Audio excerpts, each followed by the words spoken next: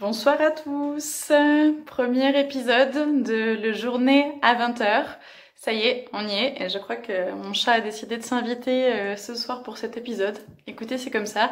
Et le soleil aussi d'ailleurs, qui me suit, et je n'ai pas réussi à... L'important, c'est que vous me voyez et que surtout, vous m'entendez bien. C'est l'essentiel, je crois, pour ce moment ensemble, donc je suis très contente de vous retrouver.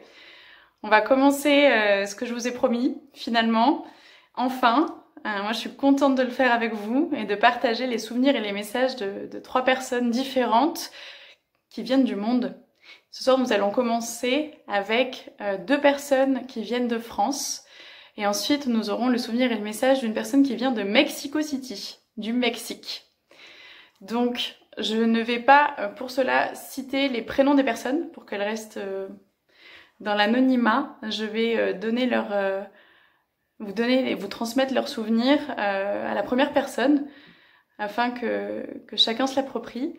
Et je vais simplement citer d'où elles viennent, à peu près leur âge approximatif. Et de toute façon, chacune et chacun se reconnaîtra dans le souvenir. J'essaye de le faire la plus belle des façons, la plus fidèle aussi à ce qui m'a été transmis, raconté ou écrit. Et c'est pour ça qu'on est là ensemble, pour écouter ces beaux moments et qui font partie finalement des souvenirs de chacun et chacune et un petit peu les voix du monde, des souvenirs qu'on a dans notre humanité et qui sont tout beaux. Vous allez voir. Je vais commencer par le premier souvenir. Le premier souvenir vient d'une femme qui a une trentaine d'années et qui vient du sud de la France, des Bouches-du-Rhône. Et elle vous raconte, en fait, elle vous transmet ce souvenir-là qui est le suivant. En fait, finalement, mon plus beau souvenir, c'est lorsque j'étais petite. J'avais à peu près 6 ans. Oui, il remonte. Et en fait, quand j'avais 6 ans, ma maman est tombée enceinte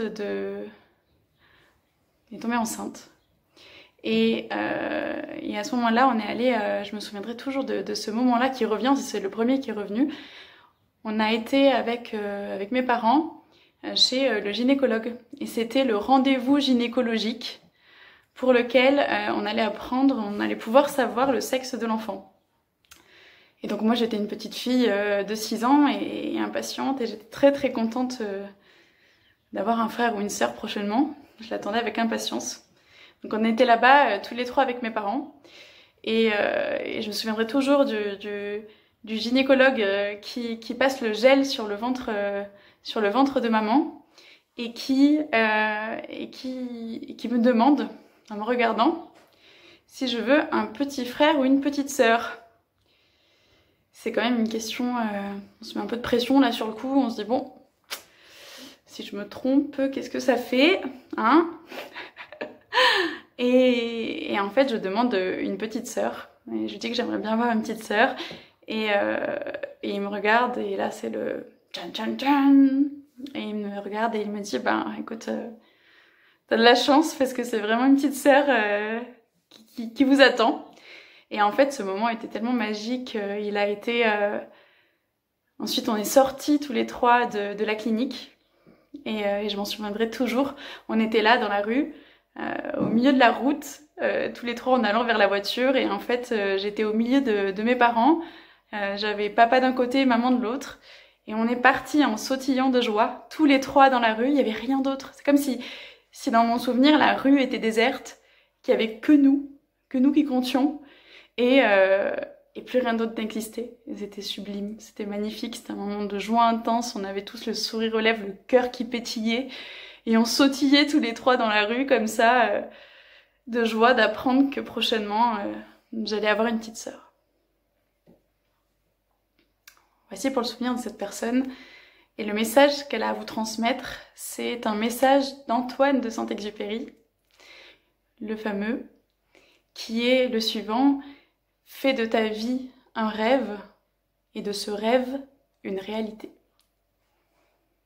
Voici pour le premier message. Sur ce beau souvenir, on va passer au second du soir. Le second souvenir vient également d'une jeune femme d'une trentaine d'années qui vient cette fois de l'autre côté de la France, qui vient de Bretagne. Et je vais vous transmettre à mon tour encore ce souvenir-là pour elle. Je me souviendrai toujours de ce moment. C'était à Lyon. C'était un jour de pluie. Et j'étais assise... on était à vélo. On était deux à vélo. Et j'étais assise sur le guidon. Et je tenais le parapluie pour nous. Et il pleuvait des cordes et des cordes. Et on a traversé Lyon comme ça à vélo. Et c'était tellement un moment de pur bonheur, de complicité et de joie. Et qui était à la fois très romantique. Et ce qui m'a vraiment touchée, marquée, tout autour de moi, tout autour de nous, en plus du bonheur que l'on avait et de la rigolade à traverser Lyon comme ça, parce qu'on s'amusait, les gens, sur notre passage, en voyant tant de complicité et de romantisme, ils se sont mis à applaudir. Du coup, c'était un moment tellement drôle, épanouissant, on aurait dit que ça sortait directement de la scène d'un film. Et le message que cette personne a à nous transmettre ce soir, c'est qu'en fait, tout ce que je sais, c'est que je ne sais rien. Et ça vient de Socrate. Et enfin, je vais vous transmettre le troisième message. Le troisième message qui vient aussi d'une personne, d'un homme d'une quarantaine d'années, qui habite à la plage au Mexique, mais qui vient de Mexico City. Et ce souvenir-là, il arrive. C'est le souvenir...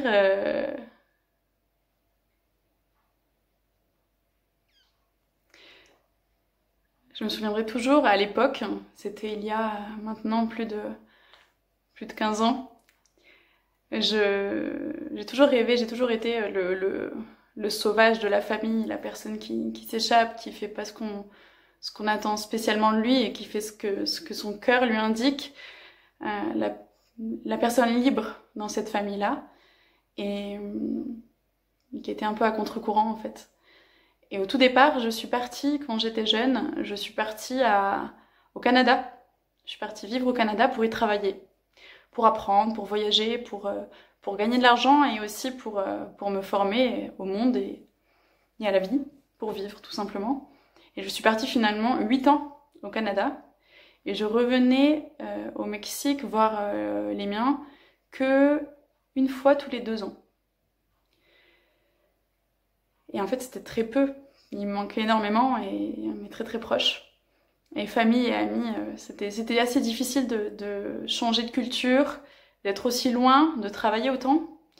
Je travaillais énormément au Canada et en fait de revenir qu'une fois tous les 2 ans. Et encore, j'avais cette chance quand même. Et en fait, je me souviendrai toujours, je crois que c'est la dernière fois où j'ai fait l'aller-retour avant de le faire définitivement. Je suis revenue du Canada et là, il y avait plus de 40 personnes réunies. Et en fait, ça se reproduisait à chaque fois. Tous les 2 ans, ils étaient tous là. À chaque fois, ils se réunissaient tous pour moi. Il y avait mes amis, il y avait toute ma famille. Et on était une quarantaine de personnes à faire la fête et à se retrouver pour ce moment. Et de réunir autant de personnes, jamais j'ai pu tous les réunir comme ça. Sinon, c'était assez exceptionnel. Et il y avait même mon papa et ma maman qui ne sont plus ensemble aujourd'hui et qui étaient là pour moi, qui étaient là aussi parce qu'on s'aime tous. Et ce moment est tellement précieux, il est tellement beau qu'il était finalement de réunir tout le monde comme ça, c'était formidable. Ça m'a énormément touchée et au final je suis rentrée définitivement à Mexico pour moi-même construire dans mon pays.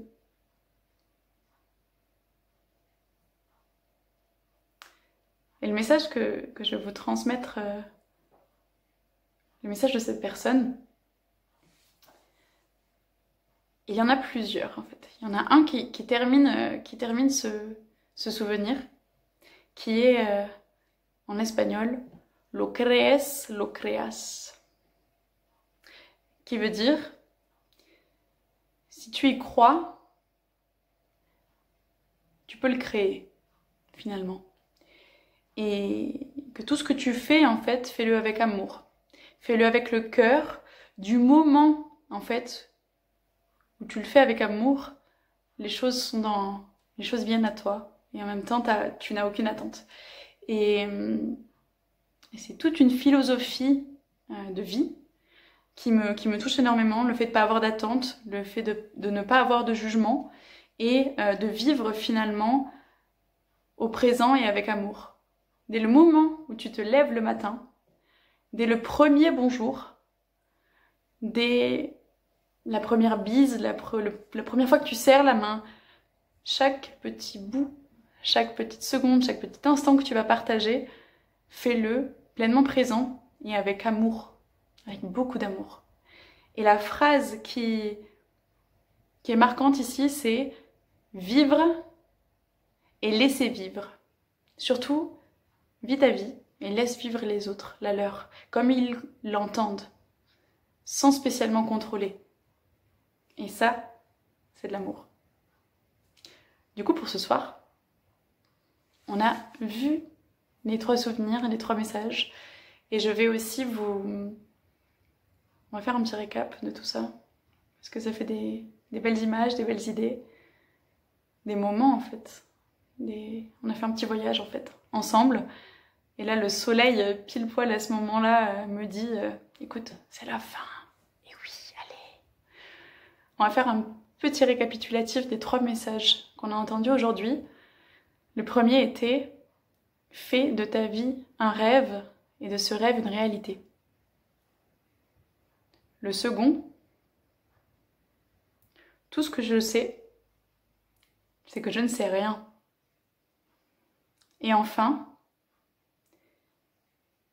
vis et laisse vivre. Et dès le moment où tu te lèves, fais tout avec amour. Pour ce premier épisode, je vous dis merci. Si vous avez apprécié ces partages, n'oubliez pas de commenter. N'hésitez pas à laisser un petit pouce en bas de la vidéo. Vous avez aussi mon email en dessous de la vidéo, à la fin de la vidéo, pour m'écrire videcocagne@gmail.com. Envoyez-moi, partagez ces souvenirs avec tout le monde, quelle que soit la langue que vous parliez.